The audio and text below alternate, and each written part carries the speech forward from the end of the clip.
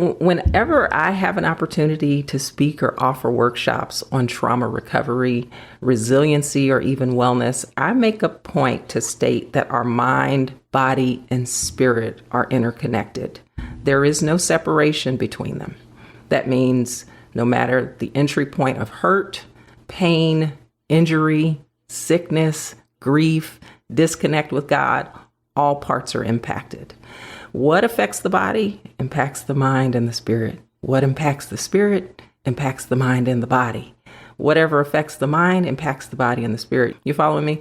With the types of issues you treat, have you noticed a correlation with your patients' physical issues and their mental health issues when they first find you? Yes, you're speaking my language, Shahidra, because the meaning of 3D wellness is mind, body, spirit. That's behind that.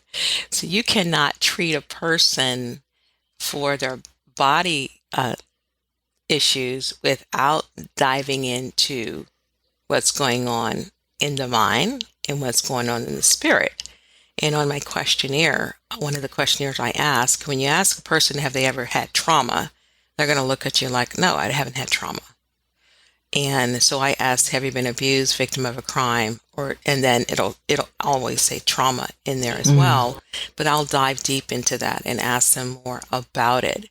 And what I find a lot of women, especially, they think the S on their chest is for superwoman, but it means stress.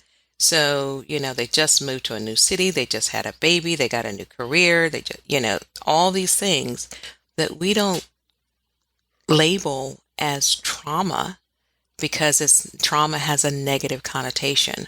So I try to dive into that with the person because it's not necessarily what they're eating, it's what's eating you. Right. So you cannot be healthy without a good mindset. And that's that psychoneuroimmunology. So if you look at Carol Leaf's work, she talks about the psychoneuroimmunology where disease starts in the mind.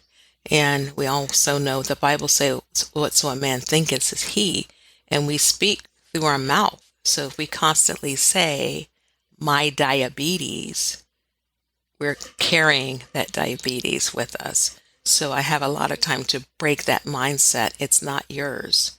That's a symptom of your bad choices or your genetics that we're trying to overcome. Wow, I love that.